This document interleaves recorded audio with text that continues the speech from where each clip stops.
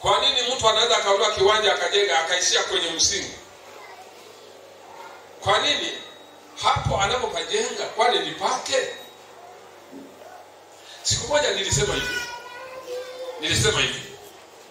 Tena sio siku moja, Alhamisi nilisema hivi. Mafundi wengi, ukichukua mafundi 100, sawa? Ukiangalia vizuri 90 wote ni maskini.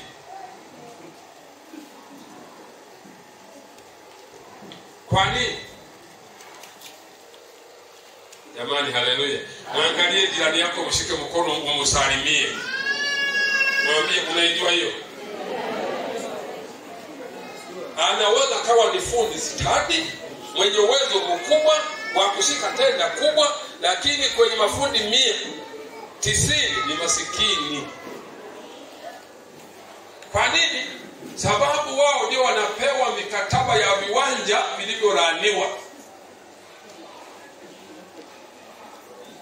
Ndivyo wanavichimba na kuvijenga. Kwa hiyo kama kuna matamko kwamba hapata jengwa, yeye anasema fanyaje? Kujenga.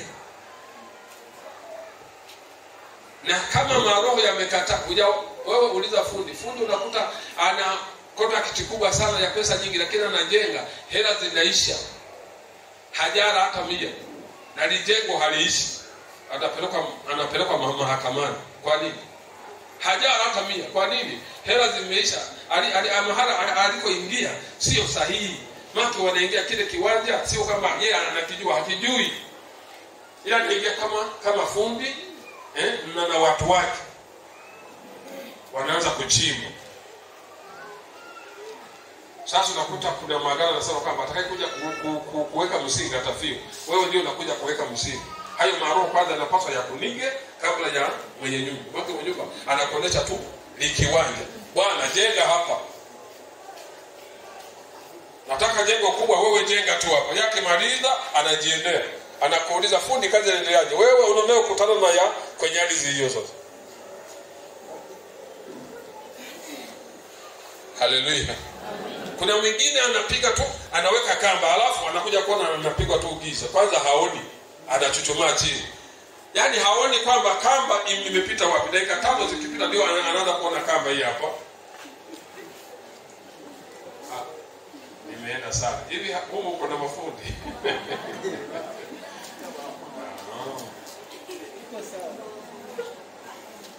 Bwana Yesu asifiwe. Kwa hiyo kuna nguvu ambayo wewe unaenda kama wewe. Kwa hiyo kuna nguvu tunayofanya kama nguvu ya Mungu. Nguvu ya watu hawaingii wapi? Maombi. Kwa nini watu hawaingii maombi? Kuna vitu pia vinawazuia wasiingie wapi? Maombi. Wewe ukawa unamtegemea Mungu kwamba Mungu ndio kinga yangu, Mungu ndio msaada wangu. Ukashindwa kuingia wapi? Utashindaje? Utafanyaje? Haleluya. Hiyo ardhi unayoingia usipozishika sheria na amri za Mungu, huwezi kukaa.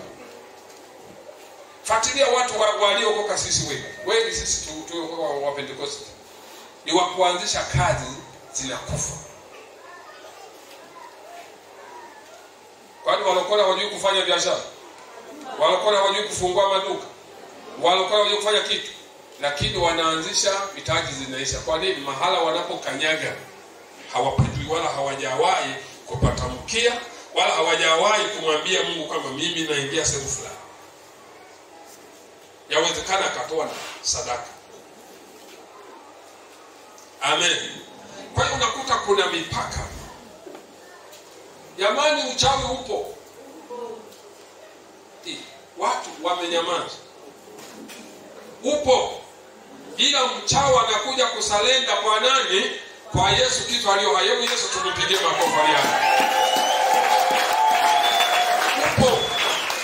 Kwa watu kuwa na nguvu. Kuwa na nguvu ya kuweza kuvuka, kuwa na nguvu ya umiliki. Mungu akasema hivi, alikuwa ni Yesu kwamba ufalme wa mbinguni unapatikana. Kwa nini? Kwa nguvu. Ila wenye nini? Wenye nguvu wanauteka. Hivi kwa wasomaji wa Biblia unajifundisha nini hapo? Ufalme ufalme ndio, yani mtu unapokuwa unamiliki, unabarikiwa, unaingia kwenye ufalme. Ufalme wa kubarikiwa. Wewe ukabarikiwa ukiwa huna nguvu. Yani una nguvu ya maombi, ubarikiwe tu. Usiku unamkia Ijumaa kwa mkia Jumamosi, kuna watu wamechinja kuku sokoni. Alafu unapeleka kichwa tu. Yesu ameniona, Mungu amechinja kuku. Na jina lake amesema, anamwambia Mungu. Anamwambia sasa Mungu wake, sawa? Wake shetani si Mungu wa dunia hii. Anamwambia Mungu wake atakapoleta kalanga zake, wewe jina lako nani? Judas. Wasizione wala asiuze. Unashangaa kalanga ni nzuri. Jamani, wateja karibu wanakuwa wote wanapitiliza. Kuna ile chinja kuku. Sasa wewe unaingia kwa mazoea, utafilisika tu. Ibada zenyewe unakuta mtu fuatilia, wanaenda kwa waganga, wao wamepewa na maelekezo ambayo hawawezi kuvuka. Wewe tukaambia jamani, tuna ibada ya ukombozi, tuna ibada ya kuvuka. Wewe ndo unachoka na kumalizika kabisa. Huwezi ukafika sehemu yoyote. Utakuja utengeneze mambo ya kushindwa, na watoto wako watakuja wafanyeje? Washindwe pale. Kwa hiyo kuna nguvu inahitaji kuvuke. Angalia, ngoja nikupitishe kwenye mambo haya machache haya. Chukua Biblia yako hapo. Kuna mipaka mtu unaweza kuwekewa. Sawa? Nilikwambia hivi Alhamisi. Kuna watu wanazuia maombi ya Danieli. Danieli alikuwa ni muombaji sana, alafu alikuwa ni mtu mcha Mungu, alafu mtu mwenye pesa. Lakini maombi yake hayakuzuiliwa. Siku ngapi? Danieli 10 mstari wa 12. Soma msomaji wangu mpaka 13. Haya, hapo kuna vitu nakupeleka tu ili uvielewe mtu uliyeokoka. Sasa kuna watu wanazuia maisha yako. 10 12 soma. Danieli 10 mstari wa 12. Sawa. Ndipo akaniambia usiogope. Danieli, kwa maana tangu siku ile ya kwanza ulipotia moyo wako ufahamu. Yaani alipotia moyo wako ufahamu kwa Mungu, kuingia maombini na kujielekeza mbele za Mungu wako. Sawa. Maneno yako yalisikiwa. Siku hiyo kuna kitu alizungumzia kwamba silaha zetu zina nguvu katika nini? Katika ufalme. Kwa hiyo kuna ufalme ulimzuia siku 20 ngapi? 21. 21. Yeye hakutaka kukata tamaa. Kwa nini majibu hayatoki? Muangalie mwanzo kwambia kwamba wewe usiyeomba. Ni hatari. Mwangalie uliyekaa ndani, mwambie Bwana Yesu asifiwe. Bwana Yesu asifiwe. Muulize, wewe usiyeomba itakuwaje? Wewe usiyeomba itakuwaje? Siku 21 anapingwa kamanda. Siku ya kwanza Mungu akatoa majibu. Unajua majibu yako yalishatoka tangu unaanza kufikiria, lakini kuna nguvu. Unajua usiposoma Biblia na kuielewa. Kuna sehemu moja niwahi kuingia. Unajua Bwana Mungu alisema sisi tumekombolewa, na Yesu akasema imekwisha. Imekwisha, kanisa lote ni masikini, imekwisha. Kwa si mpango wa Mungu. Mungu anahitaji unapokombolewa anza kudai haki zako. Zinaweza zikazuiliwa. Danieli kuna roho zilizuia. Siku 21 maombi yake. Haya, wewe usiyeomba. Hakuna mtu aliwahi kuomba usiku kwenda kulala maombi yake, alafu huo usiku akalibwa na wachafu. Hujawahi kuona? Yaani ameomba kwenda kulala. Sawa. Alafu usiku huo amelibwa na nini? Na wachawi. Kwa hiyo Mungu hakusikia? Alisikia. Haleluya. Sasa kuna nguvu zinazoea. Usione kwamba watu kwa nini hawafiki kwenye maisha yao? Kwa nini watu hawamwabudu Mungu vizuri? Kuna roho zinawazuia. Unaweza kutoka hapo ukakuta mtu yuko nyuma ya lile limuti lile, lakini yeye kule nyumbani ameandika niko wapi? kanisani, kumbe na kanisani hayupo, amepotea tu kwenye limuti lile. Maana kuna roho zinamzuia asiingie. Maana akiingia kuna sehemu atafunguliwa na atabarikiwa. Haleluya. Amen. Hujawahi kuona mtu anawaambia tu, yani mtu mkubwa, jamani muingie ndani. Mtu mkubwa, yani ukimwangalia hakila nazo, nini kimemtoa nyumbani? Si nikuja kwa Mungu. Hakili sana nazo jamani. Naomba jamani muingie ndani. Kwa nini mnaongea? Hawaongei, huyo mtu hapo hayupo. Na unashangaa unaweza kumwambia akakujibu vibaya. Sio yeye, pale ni wakala wa shetani tu. Yani siku akiwepo atakuelewa. Amina.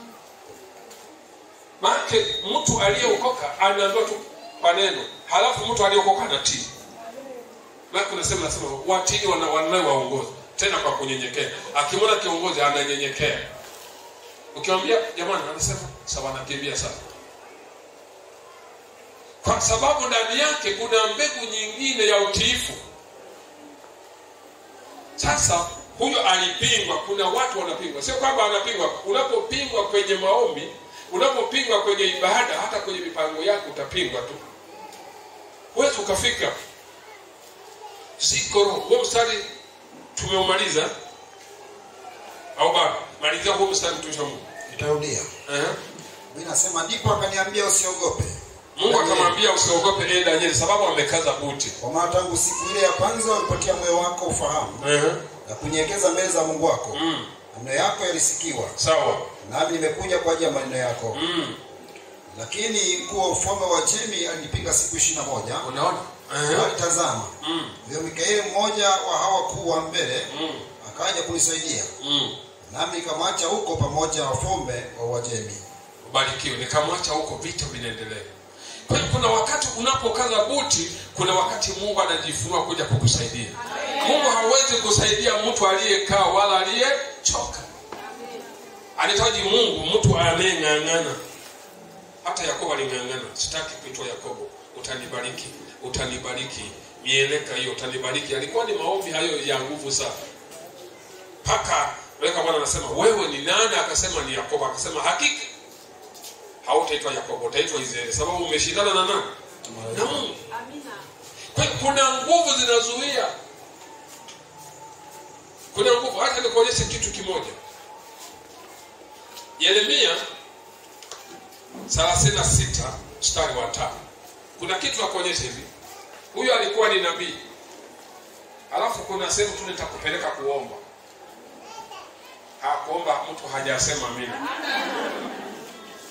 Yeremia 36 mstari wa 5. Fikeni hapo wote. Mmefika 36 mstari wa 5 tunaenda kusoma hapo. Kuna vitu nakuonyesha vinavyo kuzuia. Unaweza kuzuiliwa kwenye maisha yako, unaweza kuzuiliwa hata kumwabudu Mungu. Hata usimpendezeshe Mungu. Maana baraka za mtu ziko katika ulimwengu wa roho. Sasa shetani anazuia kwenye ulimwengu wa nini? Wa roho. Nini mtu wa Mungu? Biblia inasema. Inasemaje? Yeremia akamwagiza Baruku. Yeremia akamwagiza Baruku. Ya kwamba mimi nimefungwa. Hiyo ndio somo tuliokuwa nayo. Yeye anasema mimi nimefanyaje? Ukisoma kuitolewa unamuona kabisa Yeremia anamtumia katibu wake, mwandishi wake Baruku. Yeye ilifika wakati kama nabii anayepokea ujumbe kutoka kwa nani? Kwa Bwana. Ila kuna wakati alizuiliwa. Amen. Alifanyaje? Alizuiliwa. Rudia huo mstari. Daudia.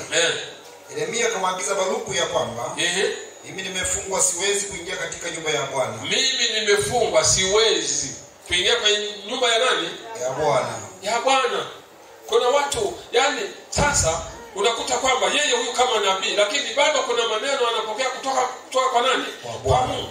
Na yeye alifanya kazi moja nini? Mstari wa 6 unasema. Unasemaje? Basi nenda wewe ukasome katika gombo la chuo ambacho umeandika ndani yake maneno ya Bwana yaliotoka kinywani mwangu. Unaona maneno ya Bwana aliyonipa mimi ambayo nimeyapokea tayari yameshaandikwa kwenye chuo ambayo tuchukue kama Biblia. Anasema nenda uwasomee watu Soma katika masikio ya watu ndani ya nyumba ya Bwana. Kwenye nyumba ya Bwana kama hapa. Pia utayasoma masikioni mwa watu wote wa Yuda watokao katika miji yao. Sawa. Kabla wataomba dua zao mbele za Bwana. Na kurudi kila mtu akiacha njia yake mbaya. Sawa. Kwa maana hasira ya ghadhabu ni kuu sana. Alizotamka Bwana juu ya watu hawa. Ubarikiwe. Unaona, bado anapokea unabii. Lakini kwa nini alizuiliwa kuingia katika nyumba ya Bwana? Yeremia kama nabii alizuiliwa. Lakini bado anamwagiza katibu wake, nenda. Maana kuna ghadhabu ya Bwana, kuna hasira ya Bwana. Mungu ameniambia kuna hasira juu ya watu ambao hawataki kumtumikia, bado watu wanatenda mabaya, bado watu wamejikita kwenye dhambi, kuna hasira zinaona. Nenda waambie, labda yakiwezekana wakaacha, Mungu atawasamehe. Maana mimi nimezuiliwa. Hasa kuna watu wanazuiliwa kabisa. Kwenye ulimwengu unayoishi huu, kuna watu wanazuia. Hata maisha yako ya kiroho unaweza kuzuiliwa. Amen. Amina. Ndio kashangaa unaimba kwaya wiki moja lingine unaacha. Haleluya. Sisi wasomaji wa Biblia tunajua nini kilichokuzuia, sio wewe. Kuna maroho yamekuzuia, yali kuwepo tangu zamani, hayakuruhusu. Kwanza wanakuambia ukitaka kufanya kitu unaingia kwenye seti yako unaangalia. Mimi naingia kuimba. Je, kwenye ukoo wako kulikuwa na waimbaji? Hakuna mwimbaji hata mmoja aliyewahi kuimba. Ujue vita ulionayo ni kubwa. Maana unaanza kutengeneza njia iliyokuwa haipo. Ukijitahidi kidogo utaimba mwezi huu wa pili unazuiliwa, kwamba wewe unaingia kwenye njia ambayo hata ukoo wenu hawakufanya. Unanyamazishwa. Ukijaribu kuhubiri siku 2-3 unanyamazishwa. Ukijaribu kufanya hivi kule wanaangalia. Huyu anataka kuanza biashara. Kwenye ukoo wao hamna hata aliyewahi kufanya biashara. Yeye ndio anataka kuleta kichwa, unabomolewa. Sababu kwenye ukoo wenu hamna hata amewahi kufanya biashara hata mmoja. Wewe ndio unaingia kwenye vita vya uchumi ili ubadilishe system, wote walioko nyuma waje. Wakiangalia kwenye system, kwenye ukoo hakuna watoto waliosoma, wote walikataa shule. Wewe sasa unasema yaani mimi watoto yanatoroka shule. Yaani jasho litakutoka, sababu wanatengeneza njia ambayo haipo. Ukibahatiwa akaenda chuo kikuu, fanya sherehe. Unakuwa umevunja, na halafu mwingine atakaye kuja kumfuata huyu, yaani ni mteremko tu, sababu tayari kuna njia. Mwangalie mwenzako mwambie, umekaaje hapo? Yeremia anazuiliwa. Sasa huyu ni nabii na Mungu anasema naye. Haya, wewe hata ndoto yenyewe huipati. Upinzani ulionao ni upinzani wa aina gani? Amen. Amina. Ni upinzani wa aina gani? Kuna sehemu moja nimewahi kupita. Nikaingia kwenye soko fulani, nikawa naangalia wapendwa wanauza ndizi mpaka zimekaukia kwenye nini? Zimekauka kabisa, ndizi zimekauka. Nikasema sasa hizi ndizi mtaziuza sasa, mchungaji tufanyeje? Yaani mpaka zinakauka. Lakini wengine wanauza ndizi zinakaukia hapo kabisa. Ziko roho, sababu kuna nguvu ambayo wewe ukaivuka bila kumjua Mungu. Mungu kimjua, kuna sehemu anakuja kukuelekeza wewe. Na akikuelekeza wewe unachofanya mpaka na mtoto wako. Akija huko anakuja kupita zaidi. Haleluya. Amina. Ukiwa masikini wewe, mtoto wako asipomjua Mungu, anayetoka nyuma anaweza kawa masikini kuliko wewe. Hapo watu hawasemi. Wewe tembea tu uangalie.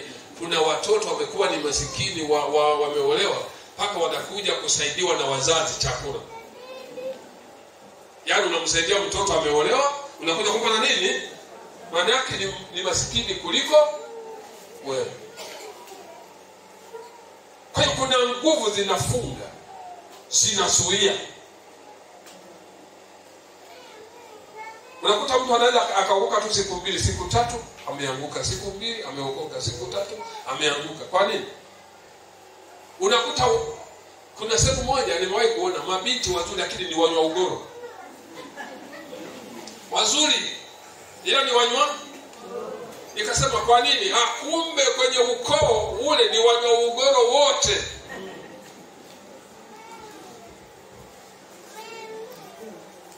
Haleluya. Ni wanywa nini? Ugoro. Hivyo dhania kuna mtu anapenda kunywa ugoro? Mtu mwenye akili timamu kuna anapenda kunywa ugoro? Anajua ugoro unapotengenezewa. Aende kwenye kiwanda cha ugoro, aangalie vinavyotengeneza nini? Ugoro. Lakini waliokunywa ugoro wanakuambia ugoro ni mtamu.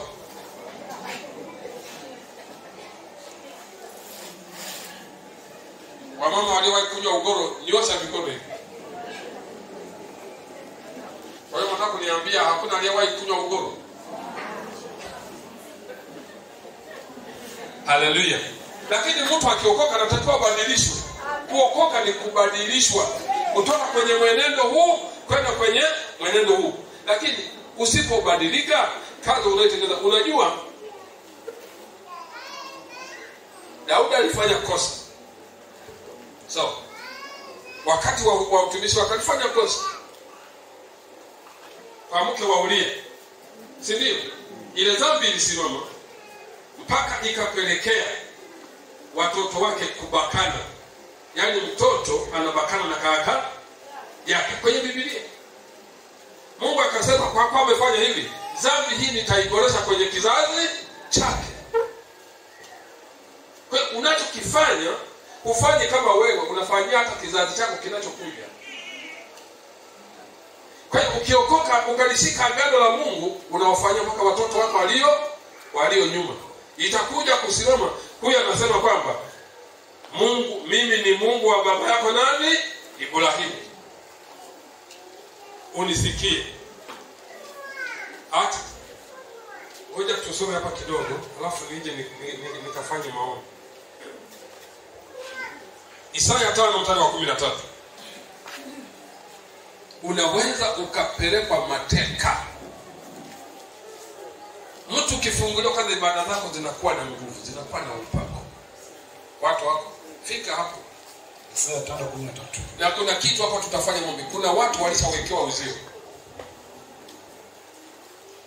Uzio. Kuna watu hivi nimefanya maombi nao wengi tofauti hapa. Yaani mtu unakuta amewekewa uzio. Hawezi kupita.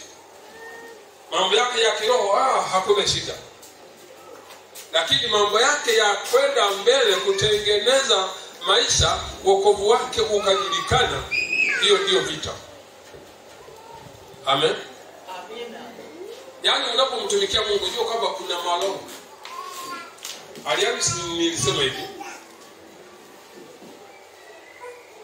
Ukiona kwaya nyingi zinaimba, dhambi yake ni nini? Kiburi. Nini? Kiburi. Maana kiburi kilikuwa na mkuu. Alikuwa anaongoza. Maana kiburi kikiondoka, mtu anaweza kaambiwa akafanyaje? Akasikia na akabadilika. Lakini kiburi kinamfanya mtu asisikie neno. Mtu anaweza kukaa tu nyuma ya jengo hilo kubwa. Ukamwambia nenda ndani, akakujibu kwa jeuri sababu ana kiburi. Sababu nini? Kuna vitu vinamzuilia, vimemwekea mpaka kwamba wewe bwana hautafika huko. Baraka zina macho. Kwa ili unapookoka, unajua kuokoka, kuingia kanisani sio kama kwenye maonyesho hivi. Kuingia kanisani ni kuhitaji uwe na badiliko lingine tofauti na uliokuwa nalo. Mimi nimeokoka, nahitaji badiliko. Mimi nimeokoka, nahitaji nimuone Mungu. Mimi nimeokoka, nahitaji Mungu anifanyie hivi ili uwe na ushuhuda kanisani. Kama huna ushuhuda, hebu tafuta Mungu akutendee uwe na nini? Uwe na ushuhuda kwamba mimi nimeokoka, nimemuona Mungu. Mimi nimeokoka, Mungu nimeona akiniponya. Mimi nimeokoka, nimeona Mungu akinitengenezea. Sababu zile roho unapoingia ndani, zile roho zinazokuwa zinakufuatilia, kuna Mungu anakuja kukusaidia.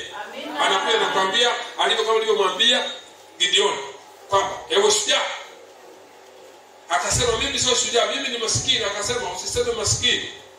Wewe nimekuchagua utakuwa shujaa. Lakini alipokubali, utamwona alipofanya tu madhabahu ndogo ya kumwabudu Mungu, Mungu akamtokea. Akasema usingelibarikiwa kwenu yako madhabahu ya miungu. Maana yake kuna waganga wa kienyeji, kuna nini, lakini nimekutuma nenda usiku kavunje hiyo nini, hiyo miungu. Ndio akatoka shujaa hiyo. Naye alimuuliza mambo, kama ni wewe Mungu nahitaji nikuone. Kama ni wewe Mungu fanya hivi. Hili liingozi likauke. Hili liingozi liwe na maji. Haamini kwamba Mungu anaweza katenda. Kwa hiyo Mungu unapookoka tunahitaji badiliko. Yaani wewe unataka uokoke miaka 5 10 uko yule yule. Hivi hiyo inakuja. Yaani unaokoka una miaka mingi. Amen. Yaani wewe uokoke uwe na miaka nyingi bado ni yule yule. Ni mfanya biashara yule yule wa beseni moja la ndizi. Yule yule beseni moja la nini? La ndizi ni yule yule. Kanisa haliendi hivyo. Unapookoka mwaka mmoja hadi ni kama mtu amezaa mtoto. Mtoto unaanza kumuona anakuwa. Nilikwambia hivi, mtoto anapokuwa amezaliwa tumboni mwa mama anakaa miezi 9. Anakula, anakunywa. Sawa? Sasa anapoamua kutoka, siku ile Mungu anamwambia kamanda toka. Sawa? Ukimtupa kwenye ardhi hii ndio inampokea hii ardhi. Lazima alie. Yaani akidondoka tu anasema mimi kamanda nimeingia na matatizo na shida, naomba nianze kupambana mwenyewe. Ndio maana mtoto anazaliwa sasa hivi asubuhi, jioni anadondwa shindano, anawekewa dilipu. Kwa nini hakuwekewa dilipu akiwa tumboni? Ardhi imempokea kama njoo kamanda, ndio uanze kuangalia hali ya hewa. Hapo hapo tu kanazaliwa, hapo hapo tu hakajafikisha hata masaa 6 mafua. Kikozi kanakoa mpaka kanakunya. Sasa kalikuwa wapi? Nini? Ardhi imekubali kukapokea. Imempokea kamanda. Sasa wewe unapokuwa unaishi lazima uwe na badiliko. Ndio kufanya wewe umeokoka unabadilika. Yaani Mkristo asiyebadilika ni shida. Kwanza ni aibu mpaka na kwa jamii. Ambayo Mkristo habadiliki ni aibu. Mungu anataka kuleta hapa alafu akubadilishe. Aone unafanya vitu. Aone unapendezesha kwenye ibada. Aone unawahi ibada. Aone unabarikiwa. Aone unainuliwa. Wewe ukute watu wakubwa. Sawa wazee wao. Mtu mkubwa kabisa. Yaani mtu mkubwa. Ukute baba mkubwa, mama ni mtu mkubwa, alafu uanze kuhangaika. Achete kuzidi. Sio na hawa watu Biblia inasema kwamba walishapungukiwa kitu. Mtu mkubwa anataka afanye kikubwa. Amen. Awaze kikubwa. Afanye vitu vinavyoonekana. Awe na ushuhuda. Haleluya. Amen. Awe na nini? Awe na ushuhuda. Ili mambo ya badilike. Yaani wakina mama wabadilishe mambo, wakina mama wabadilishe nini? Mama. Unakuta mtu anatembea, mimi nimeolewa na maskini. Sio umeolewa na maskini, na wewe mwenyewe ni maskini. Usinitupie ni mzigo mimi kwamba nimekuwa mimi ni maskini. Wewe useme na wewe ni maskini. Maskini kwa maskini wamekutana. Sasa kwa kuwa wote ni maskini, nini kwa kuwa tunamwabudu Mungu, nini Mungu anaweza kufanya? Akatutoa kwenye mipaka ya umaskini. Sasa tunaanza kutupiana. Haliniviki. Halinipi chakula. Sasa chakula kitatoka wapi? Masikini na masikini wamekutana. Lakini nahitaji mtu kukumbuka uwe na badiliko kabisa. Sema amina ile kubwa. Uwe na badiliko. Ndio maana watu wanapokuwa wameokoka hata na ule ugomvi wa nyumbani unaisha. Kwa kwanza kupigana makofi nini na nini. Basi utakuta mnakula anaanza kupigana na makofi. Si ni shida tu hizo eti mzee. Shida tu zinakuwa zimeingia. Natakiwa mtu ameokoka unatii. Unaenda na Biblia, unamheshimu Mungu. Mungu anakuja kuondoa nini? Mipaka. Sasa kuna maroho. Maana niliwahi kuuliza binti moja. Nilimuuliza binti moja. Alikuwa anachumbiwa. Ni wa Musoma. Nikamuuliza hivi, ukoo wenu ni watu wa kupigana? Je, ulisha hiyo? Akasema yeye. Je, utakapookoka mwanaume asipokupiga, je, utamheshimu? Kwa kinywa chake alisema hapana. Ninachokuambia tukiwa tumekaa kwenye sebule ya chakula, akasema hapana mpaka apige. Haya, mwanaume umeoa na wewe umeokoka, hasa unakutana na mtu kama huyo, utafanya?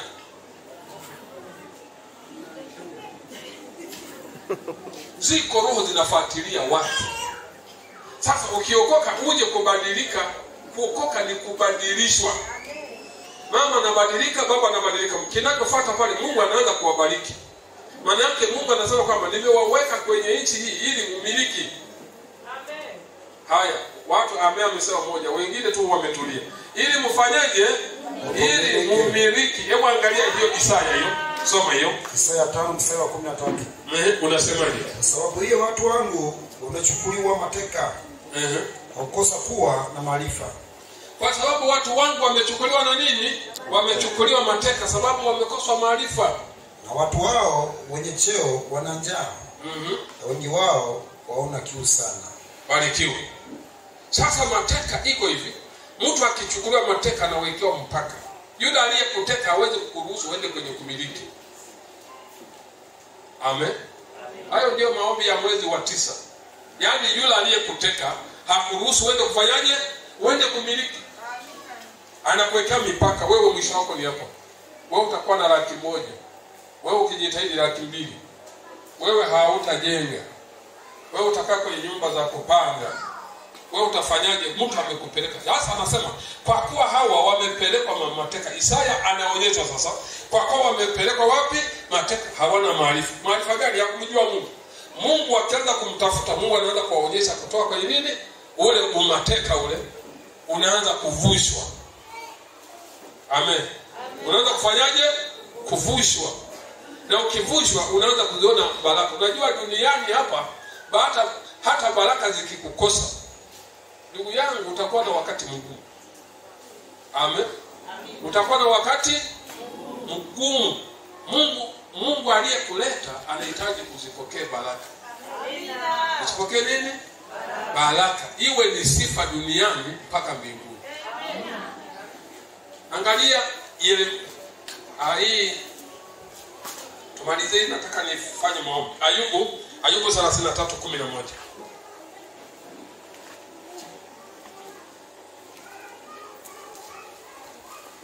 Naona kwa sasa wametulia. Lazima uyajue hayo. Vipo vitu unavyokuwa unahitaji uvishinde. Amen. Vipo vitu vinahitaji uvishinde ili uzipokee baraka. Unapookoka, wokovu wako ni wewe peke yako. Sio mjomba wala nani. Ni wewe tu na Mungu. Unaposimama kuimba ni wewe na nani?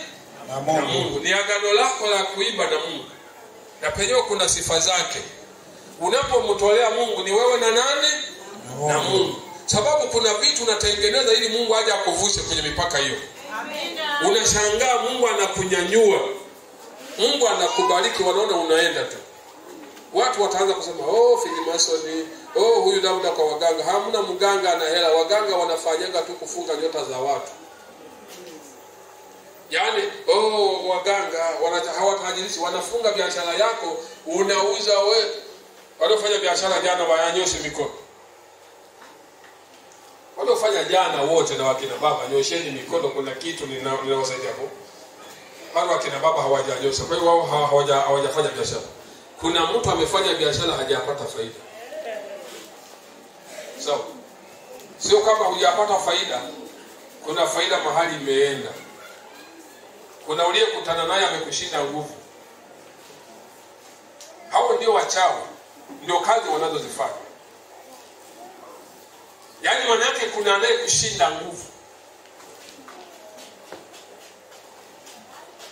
Hujawahi kuona mtu anauza anamaliza kila kitu lakini hapati faida? Sasa kunakuwa na roho gani? Sasa mtu ukishamjua Mungu kuna vitu anakuja kukutendea. Jamani, kuokoka si kwamba tumeokoka ndio kabisa tuwe watu wa kudharauliwa mpaka na kila mtaa. Haiwezekani. Yaani mtu umeokoka ndio udharauliwe. Eti mtu umeokoka huwezi kujenga nyumba. Mtu umeokoka huwezi kuwa na vitu vizuri. Mtu umeokoka huwezi kununua gari. Mtu umeokoka huwezi kununua pikipiki. Yaani mtu umeokoka huwezi kununua kama baiskeli kadogo kaagia kakwenda shamba. Yaani kila siku ni kuhesabu miguu tu mpaka zinavimba. Kama baiskeli kaagia kumbe kana laki na nusu, laki mbili. Watu wangu wanasema kwamba wanachukuliwa mateka sababu hawana nini? Hawana maarifa ya kumjua. Kuna vitu tunapaswa tuvikatae. Tumwambie baba, hii hapana, tuitaki. Tunahitaji tupite. Nchi ya kabili umetupa. Hata kama kuna wachawi, kuna wakati unasema hata kwenye hili soko kuwe na wachawi na wapiga ramli wote hawana nafasi. Hii nchi umenipa mimi. Nikiingia lazima nibarikiwe, nikuone Bwana. Alafu nikiingia kesho kuna kazi ya kufanya. So mtu Ayubu 33 mstari wa 12. 11 sawa, 11 Biblia inasema. Inasemaje? Nitia miguu yangu katika mkatale. Kuitia miguu yangu katika nini? Mkatale. Mkatale si mnaujua ambayo alifungiwa Paulo. Alifungwa mkatale. Yaani ile ni kamba ilikuwa na sifa yake. Kwa hiyo ndio watu wanawekewa mipaka na kufungiwa ili wasivuke. Biblia yake inasema mapito yangu huyapeleleza.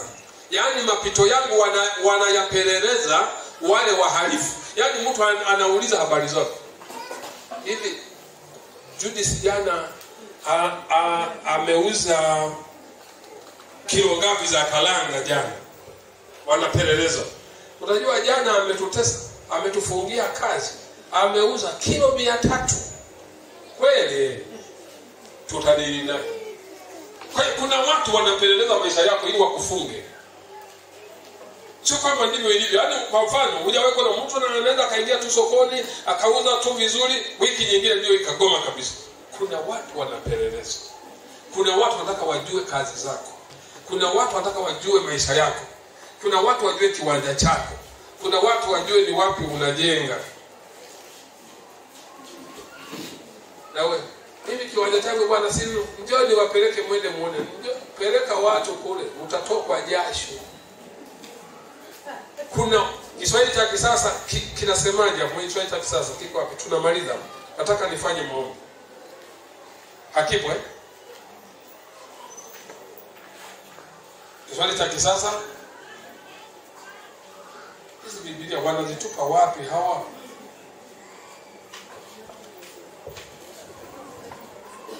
Sasa na 3 mstari ni cha kisasa 11. Cha kisasa kweli? Hapana, cha kizamani. Hiki ni cha kizamani tu kama hicho ulichosoma. Soma tu hicho cha kizamani ambacho. Haya, soma. Sasa na 3 mstari 11 nitarudia. Biblia inasema utia miguu yangu katika mkatale. Miguu yangu inafungwa, maana yake wababa wanafungwa wasiwe na uwezo wa kwenda kutafuta pesa au kufanya kazi. Wanafungwa wanakaa hapo. Wakitoka hapo wanaanza kukaa kwenye mapuru, waikapo wanabaki tu hapo tu. Hawezi akatoka, miguu yake imefungwa na mkatale. Hawazi kutoka, hawazi kufanya kazi ya maendeleo. Amefungwa tu, yuko hapo. Mapito yangu yote uyapeleleza. Mapito yake yote yanapelelezwa. Mstari umeisha. Mapito yake yote yanafanyaje? Yanapelelezwa. Mapito yote yanapelelezwa. Alafu sawa, kuna bitazama itakujibu katika neno hili kuna haki. Kwa maana Mungu ni mkuu kuliko mwanadamu. Sawa, Mungu akubariki. Mtapie Bwana makofi. Kwenye neno hili Mungu anasema ni cha kujibu. Kwa maana Mungu mahala alipo ni mkuu kuliko mchawi. Lakini kuna watu wanapeleleza maisha yako mpaka ya kiroho. Kuna unapeleleza umekaaje, unaendeleaje, unapangaje, ili ajue mtaji wako, ajue biashara yako, ili aje kubomoe vizuri. Mtu anapeleleza tu. Halafu hawa wanaopeleleza ni wale wanakuja, yani kuna wengine waliwahi kuungana kwenye ujenzi.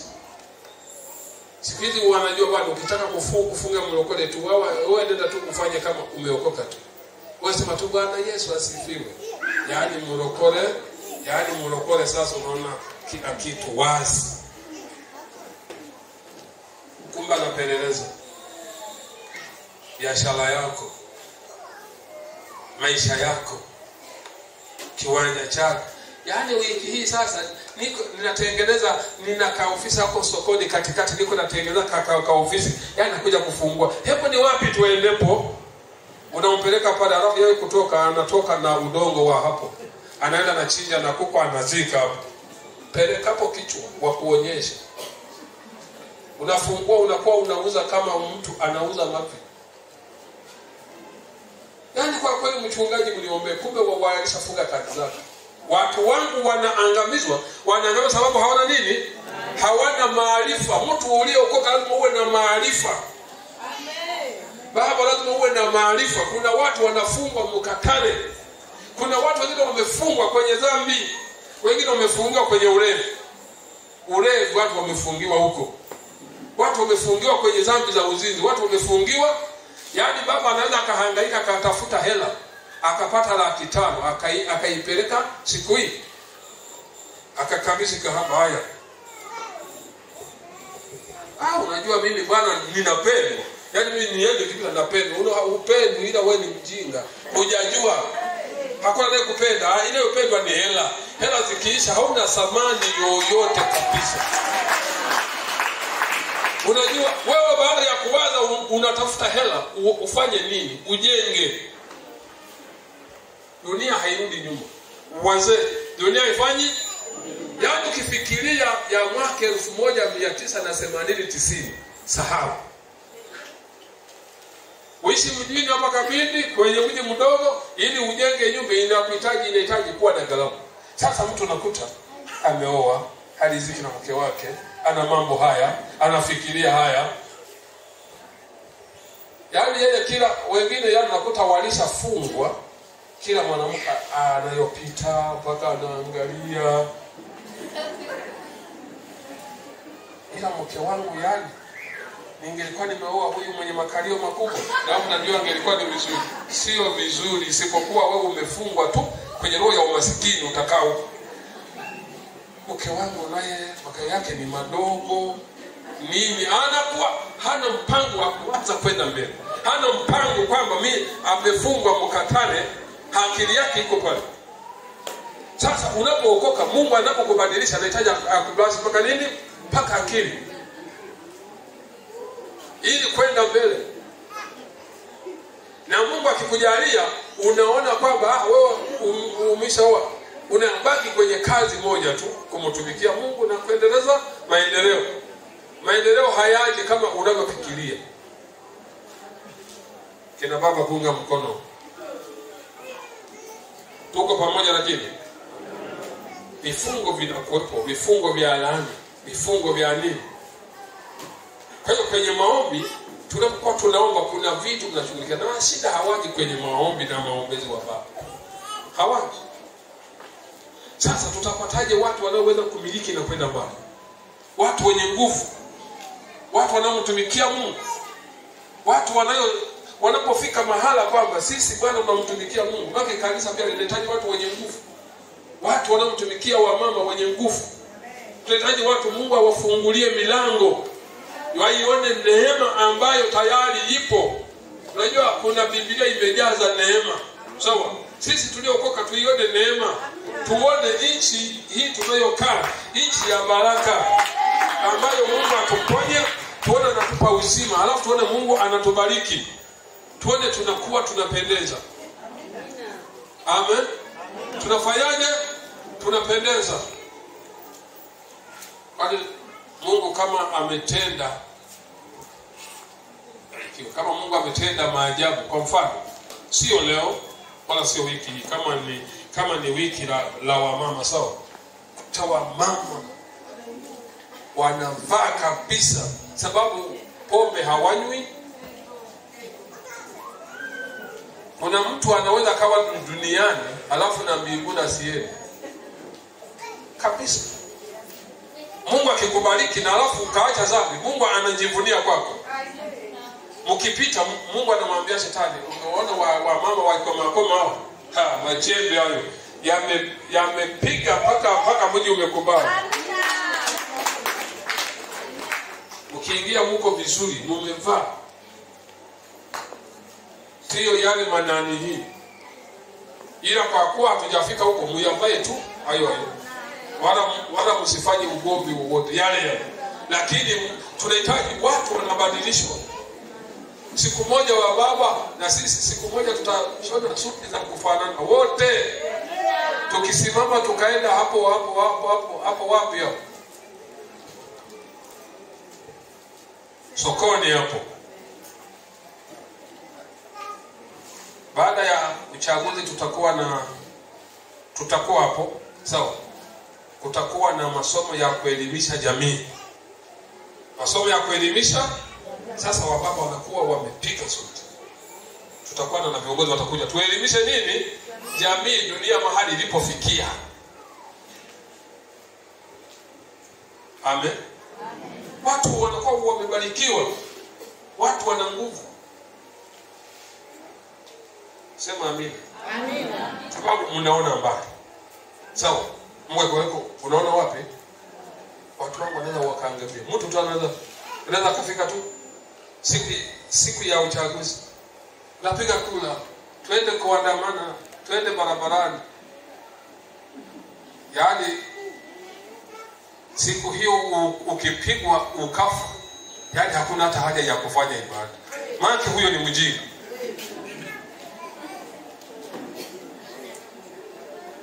Tutaingia barabarani, unataka nini? Huyu acha haya. Biashara inaweza ikawa mbaya kwa wakati wa hali ya nini? Unajua kuna hali ya hewa mbaya, lakini kuna wakati nzuri. Haienda kitu. Unaweza ukasingizia wafalme mpaka ukachoka kichwa. Tuwe na akili. Halafu wababa wakishaanza kumtumikia Mungu, akaanza kufanya na biashara, wamjue Mungu sana. Sawa?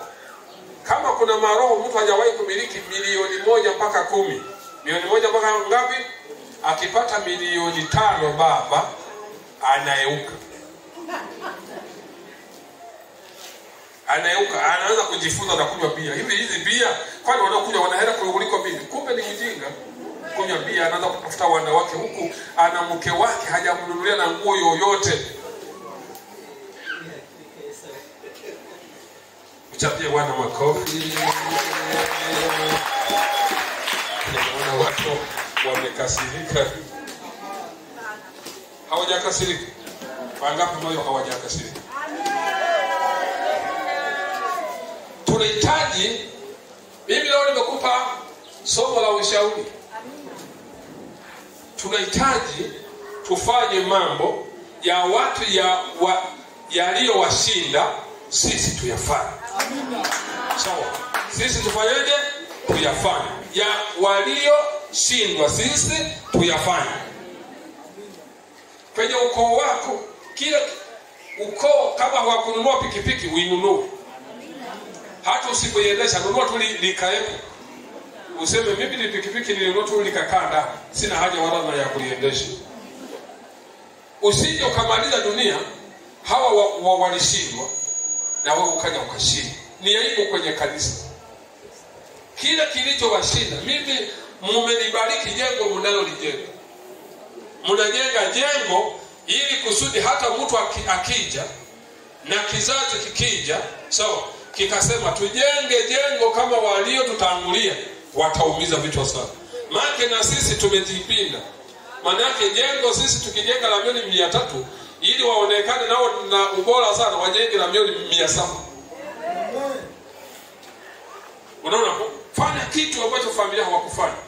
Fanya, jenga kama hawajajenga, jenga. Mbona hamsemi amina? Jenga. Baba, fanya kitu ambacho waliona familia hawajafanyaje, hawajafanya. Usikubali, ni laana. Kile ambacho hawakufanya na wewe usikifanye ni laana. Lazima uyakatae, useme mimi hizi mikatale leo ninazikataa. Za kutokufanikiwa ninazikataa. Za laana ninazikataa. Ukijenga, weka na mlango wa geti mkubwa. Siku ukipata kahera, ununua na kagari kamili sita. Kaje tu kwenye uwanja humo kakaemu hata mwaka mmoja, hata kakitoka mule kameacha harufu ya nini? Ya gari. Vijana watakuja. Sasa wewe kuna maarufu yaliyomo ni ya umasikini. Futa.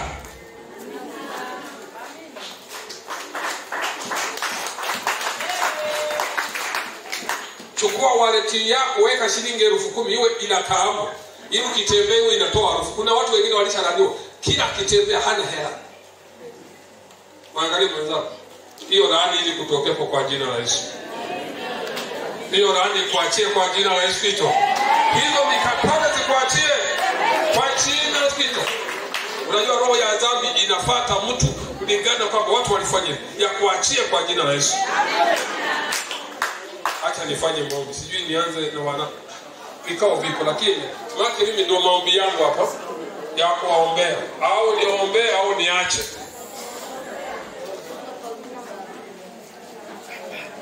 Tuna saa 5, saa 6 kasoro. Kwa baba, hebu kwanza moja nyinyi ndio vichwa.